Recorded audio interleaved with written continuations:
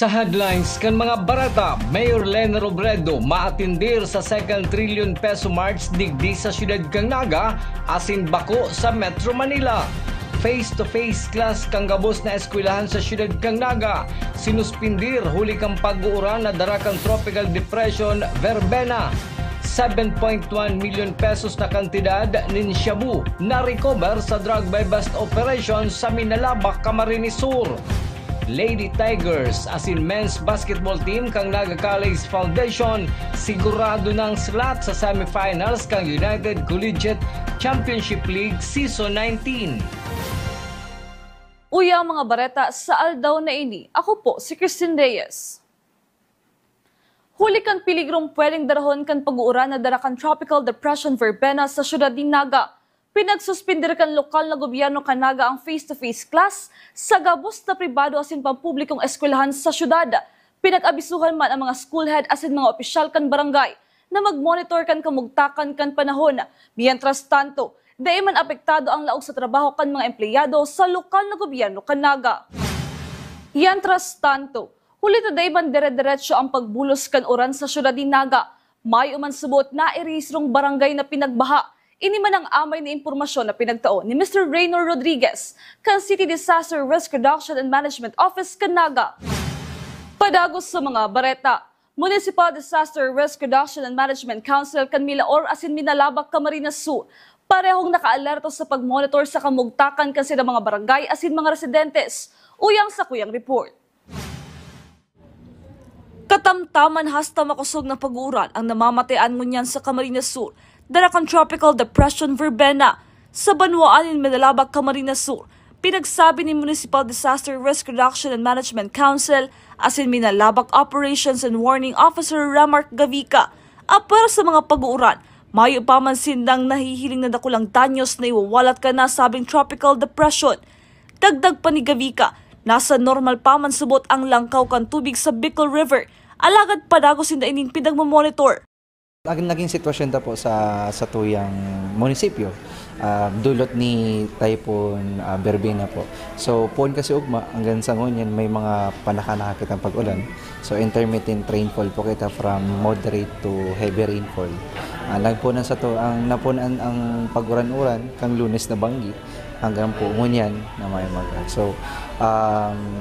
So far po sa tuyang Bicol River water level, hababa pa man po sa normal level. So mapamangkita pong masyadong effect po sa tuyo si Verbena po, maliban sa pag-uran. Sa Milaor, Camarines Sur, mayo pa man nanunutaran ang grupo ni Operation Manager Alexander Hidalgo nin pagbabaha sa mga barangay sa idang Banwaan. Alagad sa Laocan Barangay, may mga zona na mas kadikit na pag-uran, nagtataas na ang tubig baha, kung kaya iniman ang sidang higot na pinagbabantayan. As of yesterday, ang pag-uran-uran niya po is light to moderate rains lang po.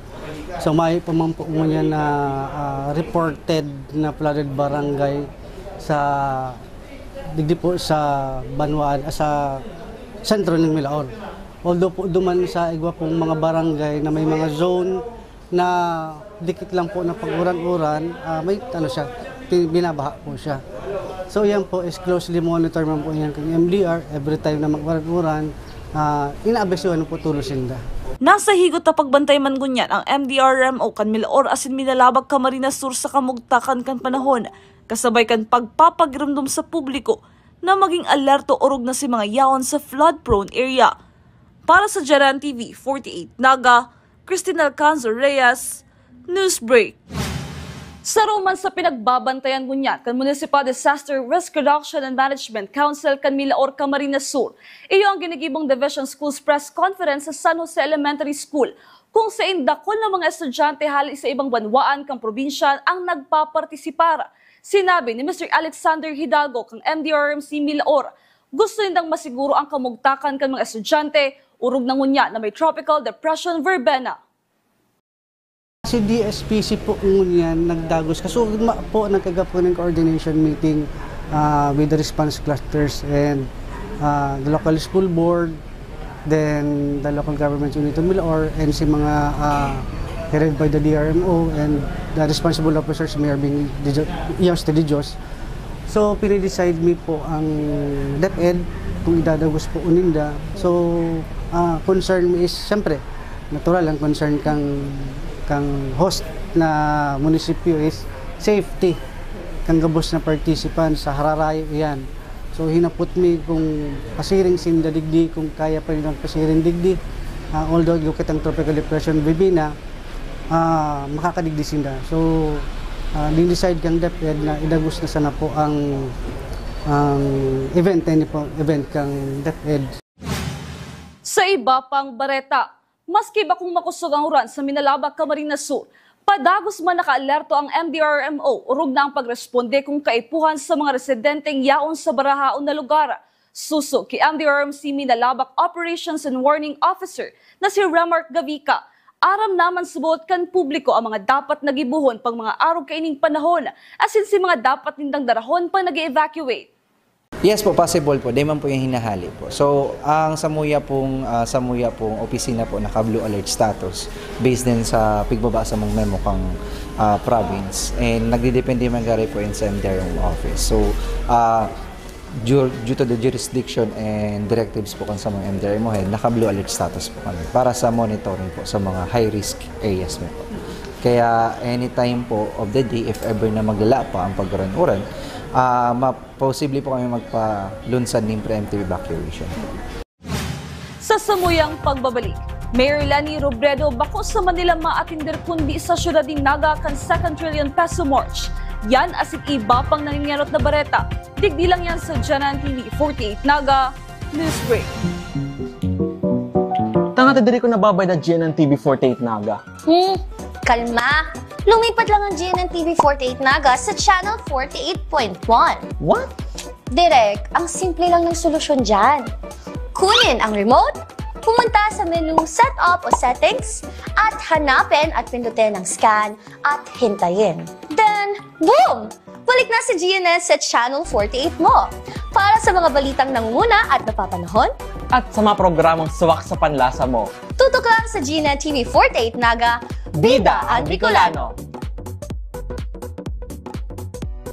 The future is a race. At Naga College Foundation, we don't just keep up. We set the pace and we change the game. College of Business and Management, where ideas grow into enterprises. College of Teacher Education, shaping minds that shape the nation. College of Health Sciences, where compassion meets innovation. College of Engineering, designing solutions that redefine tomorrow. College of Arts and Sciences, fueling creativity, culture, and connection. College of Accountancy and Finance, empowering the economy through mastering numbers and market. College of Criminal Justice Education, protecting communities with excellence and integrity. College of Computer Studies, coding the language of the future. And with NCF micro-credential programs, you don't just wait for the future. You leap into it. Gain and demand skills fast, short, powerful, and flexible. Designed to fit your life and fuel your career. 8 colleges, endless possibilities, and micro-credentials to keep you ahead of the game.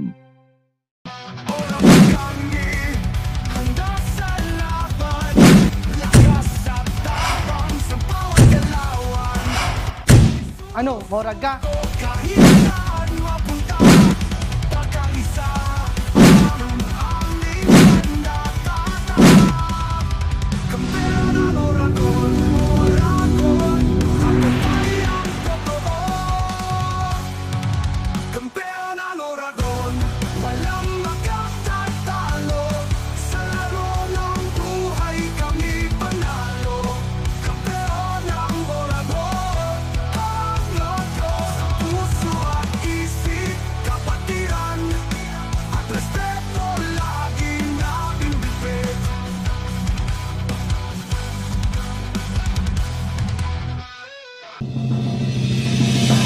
Magkaibahan mo dyan sa custodial facility kang i-report. pasado alauna immediately pagkaabot ng sultan. Sinabi ni Robredo ang exception sa investigation. Malayo ang apektado kang Newsbreak. Pinaglinaw ni Mayor Leni Robredo na salang impormasyon na sa Metro Manila siya maatindir kan trillion peso march. Digdi subot sa syudad ni Naga siya maatindir asin bako sa Manila. Ang detalye sa report ni Malvin Machado. Sa maabot na Sabado, gigibon sa siyudad kang Naga ang 2 trillion peso march. Kung kaya naihapot man kinaga City Mayor Len Robredo kung maatender siya sa nasabing pagtiripon. Susug sa alkalde, maatender siya pero yaol lang siya sa gilid. Siniguro man kay ng suporta hali sa lokal na gobyerno kang Naga. Ako pareho garukan si dati. Maduman ako sa ako sa gilid-gilid. Sailing ko kaya ang mga arog kani dapat private dapat private sector, dapat man nagpapapel ang gobyerno. Pero gusto ko lang ipahiling na very supportive ang city government sa mga arog kaya na action, sisiguraduhan ta si safety kang mga participants. Kung anong kaipuhan sinabi ko man kina Allen, kina Rene, na si mga kaipuhan na communications equipment ipasubli ta, si kaipuhan na security arrangements 100% ang suporta. Alagad may ibang nagluwas na barata na sa Metro Manila subuot maatendir ang alkalde sa kaparehong aktibidad. Kung kaya kasubagong aga, liwat man ining nagatubang sa GNN TV48 Naga News Team para linawon na nasabing salang impormasyon. Bako sa Manila, kundi digdi sa siyudad din Naga siya maatendir. Klaro naman yon sa press con kahapon. Klaro yon na yung tanong sa akin tungkol dun sa 2 trillion peso march dito sa Naga. And sinagot ko na sasama ako, so suportahan namin, pero sa sidelines lang ako. Pero klaro na ang reference Naga.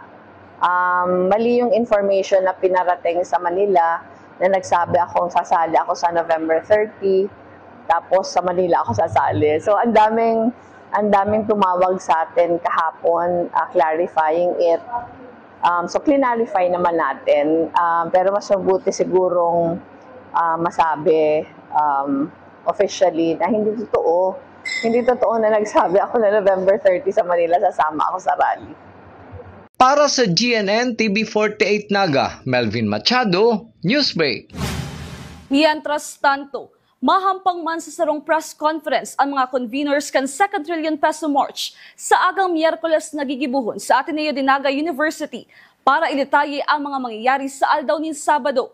Kabali sa pinaglalaoman na maatindir, iyusin the Father Wilmer Tria, Father Mark Rial asin Elmer Santo Domingo kan Naga City People's Council. 7.1 million pesos nin sa buot Shabu na-recover kan Regional Police Drug Enforcement asin Minalabak Drug Enforcement Unit sa sarong sospek matapos ang ginibong anti-illegal drug buy-bust operation. Ang kompletong detalye sa report ni Cristina Valenzuela. Nakakulungon niya sa custodial facility kang Minalabak Municipal Police Station ang sarong sospek na naaresto kasubagong maagahon sa barangay Irayang Sulong, Minalabak, Camarines Sur matapos makumpiskaran nin 7.1 million pesos na kantidad nin subuot Shabu. Enot, nakabakal ang asset kang pulis nin sarong plastic sachet nin subuot Shabu na may gabat na 50 grams gamit ang 100,000 pesos na marked money na nagresulta kan pagkakaaresto kaini. Na-recover pa kang operatiba ang cellphone asin motorsiklo na ginamit kang suspect sa pakikipagtransaksyon. Ang mga nakuha po sa operation, iyo ang cellphone kang respondent, so sa iyang motor, pati na din po ang 21 sachet kang shabu na nagkakantidad ning 1,140,000 street value. So, ang buy-bust manita po, 100,000 na ugwaning 500 na sarong 500 na genuine peso money. Ang kontak kaini sa Minalabak, iyon na po ang satuyang asset kang PNP. So bali kang sinda nag-meet up, tamaba ka lang sa tuyang asset.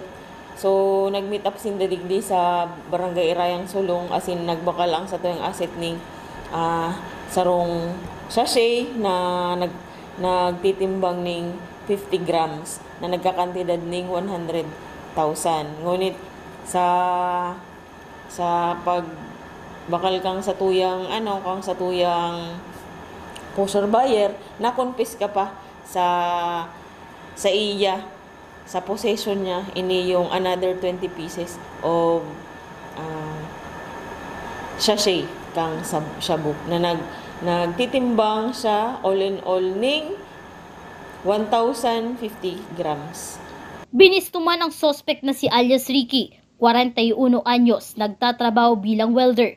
Residente kang Purok Mohonwan, Langtad, Naga City, Cebu. Alagad nag-aarkila ini sa Zone 2 San Roque, Pili, Camarines Sur. Ang nasabing suspect, lampas sarong bulan ng pinagmomonitor kang PNP Minalabak. So, ang background ganing suspect, saro siyang welder, as in, bako siyang taga-Digdi sa Bicol. Siya naka-star sa Naga City, Cebu. So, nagre-renta lang ini sa Pili, Camarines Sur. Ang mga illegal na drogang nakuha sa suspect kang PNP Minalabak ang tulos na pinag-turnover sa Forensic Unit kang Camarines Sur Police Provincial Office para aramon kung ang mga ini totoong mga shabu. Para sa Jaran TV 48 Naga, Cristina Valenzuela, Newsbreak. Mientras tanto, napag-araman pa kan Minalabak Municipal Police Station na bako lang sa Pili asin Minalabak, Camarines Sur, nagbabariwas ng illegal na droga ang suspect na si Ayers Ricky. Pati man sa Nabwa, Iriga o Campo asin Baaw, Camarines Sur. Suzuki Police Captain Beverly Monte, may nagpapadara lang sa suspect ng supply ng shabu asin inaapunan ini kung saan dadarahon ang mga illegal na droga. Huli sa hiwas kan transaksyon kan suspect. Higot na pinag-iimbestigaran kan PNP Minalabak kung saan hali ang mga drogang pinapabakal kaini.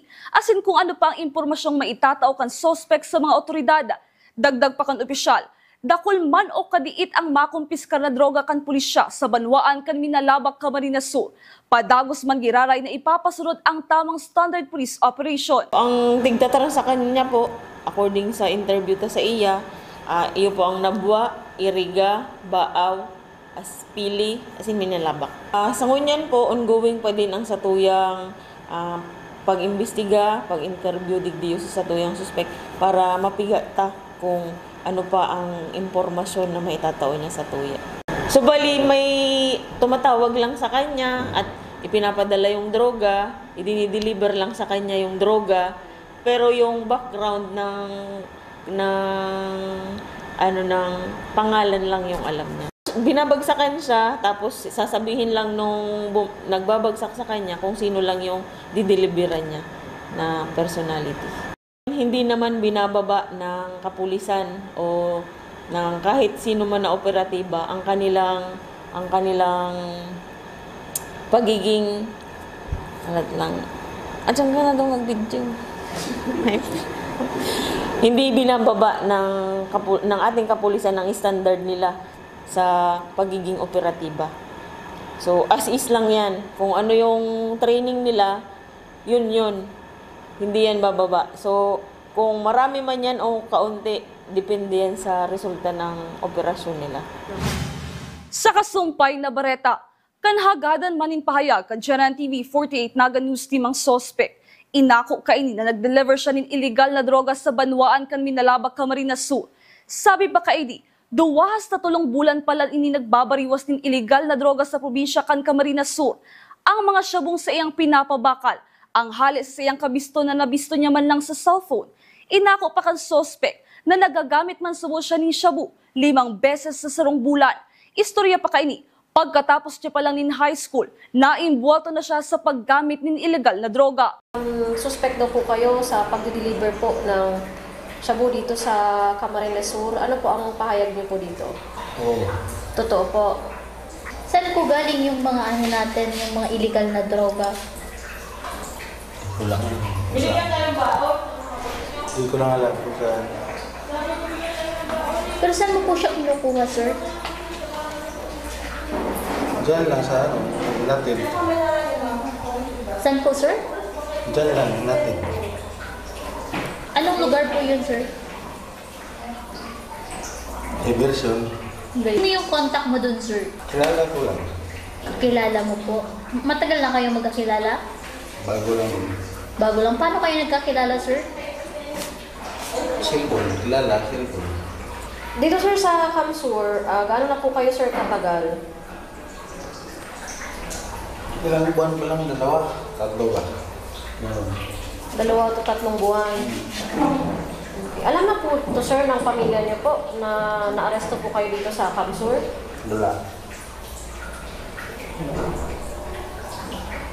Wala. Pero kayo sir mismo, kunin lang namin sir, para po malinaw. Kayo po mismo sir, aminado po na nasa transaction po kayo ng illegal na droga. Opo. Pero gumagamit kayo, sir? Minsan, Gano'ng kadalas, sir, ang minsan? Sa isang buwan, sir, ilang beses? meron 5. Marami na yung 5. Kailan to, sir, nagsimula? Tagal na. Anong taon, sir? Katapos ko lang high school. High school. Pero sir, may trabaho ka naman, di ba, sir? Opo. Welder ka po, tama po? Opo. So, ano, sir, bakit, sir, ano ka pa, sir, ng side Finish contract. Sir? Finish contract. Change contract. Finish contract. Finish contract na sa sa welding. Pero dito, sir, sa bago mong trabaho, gaano ka na po katagal? Bago lang alam po. Ilang buwan pa lang. Padagos sa mga bareta. Poon petsa 17 hasta petsa 23 ngunyan na bulan kan Nobyembre, nakapagkondusir na nin 47 Coordinated Anti-Drug Operations and PNP Bicol sa manlain-lain na banwaan asin probinsya. 2 high-value targets asin 46 na street-level individual ang naaresto. 35 kaso naman ang naisaangat sa korte. Kabali sa pinakadakulang accomplishment, iyang 1.5 kg ni subot shabu na nagkakantidad 10,200,000 pesos na nakumpiskar kan mga operatiba sa Camarines Norte. Sa kabilugan, may 48 personang naaresto asin nagkakantidad 10,924,000 pesos ni subot shabu ang nakumpiskar kan mga otoridad sa bilog na rehiyon. Padagos sa mga bareta. Ginibo kasud ba ang oath of office kan mga na-appoint na chairman asin vice chairman kan Regional Peace and Order Council sa Bicol. Si Camarines Sur Governor Elray Villafuerte ang chairman, mantang vice chairman man si Police Brigadier General Nestor Babagay Jr. Asin co-vice chairman man si Major General Aldwin Almase, Division Commander kan 9th Infantry Division Philippine Army. Si DILG Secretary John V. Crimulya ang nagpasumpa sa mga opisyales kan Regional Peace and Order Council na pinaggibo sa New Provincial Capital 13 Martires City sa Cavite. Sa iba pang bareta, Lady Tigers as in men's basketball team kan Naga College Foundation sigurado na ang slot sa semifinals kan United Collegiate Championship League o UCCL Season 19. Ang detalye sa report ni campus correspondent Kenneth Del Mundo.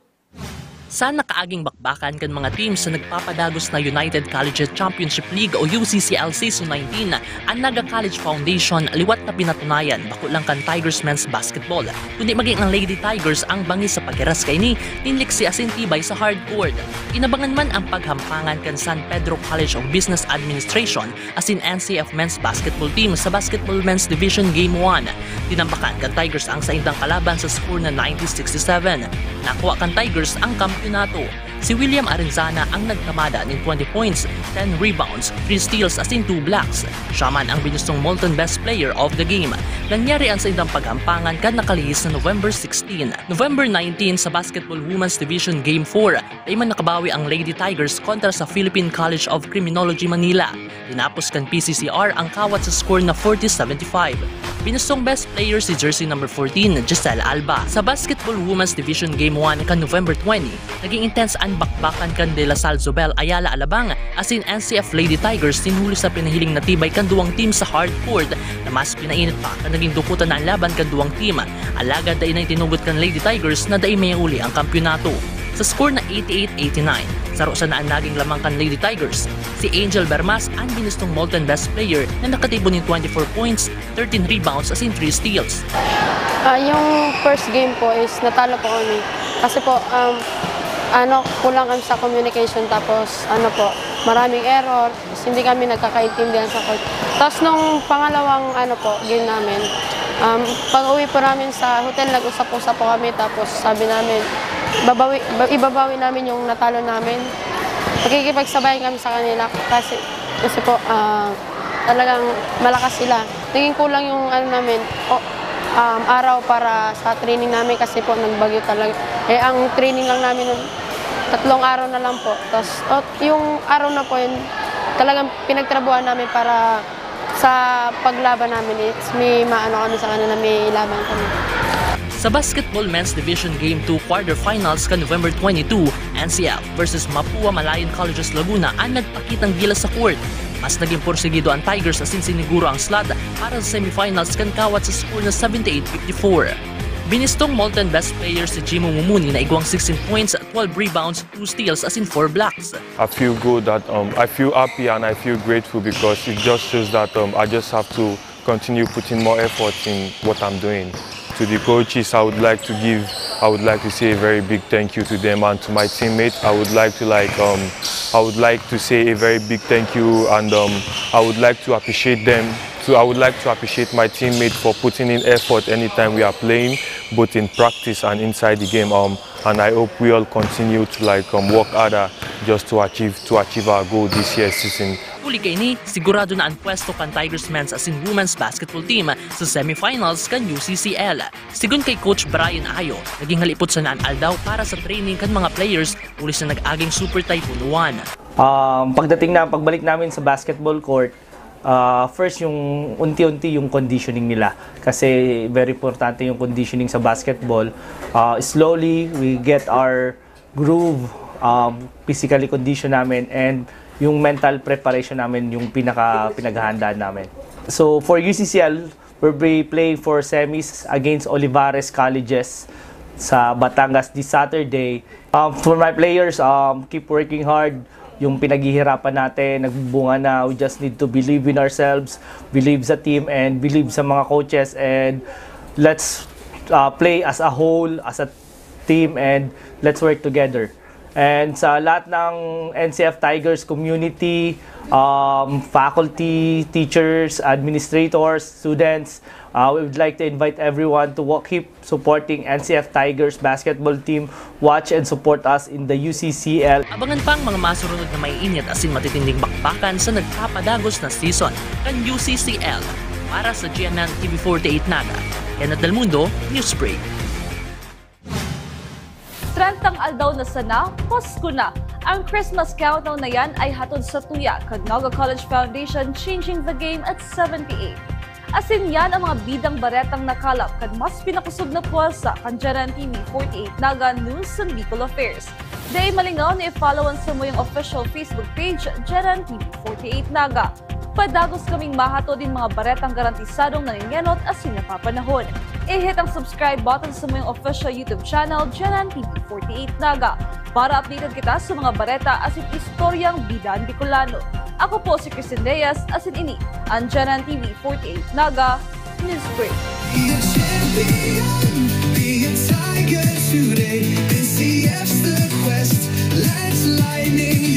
At the Naga College Foundation Basic Education Department, we provide an environment where innovation is nurtured and resources promotes collaboration and discovery. Our students benefit from hands-on learning in cutting-edge science and technology laboratories, bridging theory with practical application. We maintain a supportive institutional framework, ensuring a safe, clean, and academically focused atmosphere for every student. Beyond academics, our comprehensive facilities, including sports, develop leadership, teamwork, and discipline. NCF is proud to be a LASO-accredited institution, a recognized mark of excellence and high-quality education. This is Naga College Foundation Basic Education Department, changing the game. At NCF, we're all about that holistic grind. Hands-on training, real-world experience, and affordable education that gets you industry-ready. Shoot to edit, dito from concept to screenwriting. From shooting to editing to actual broadcasting, NCF was the first and the only school that has its own operational television and radio stations. No boring stuff, just real skills for the real world. Jika na ba?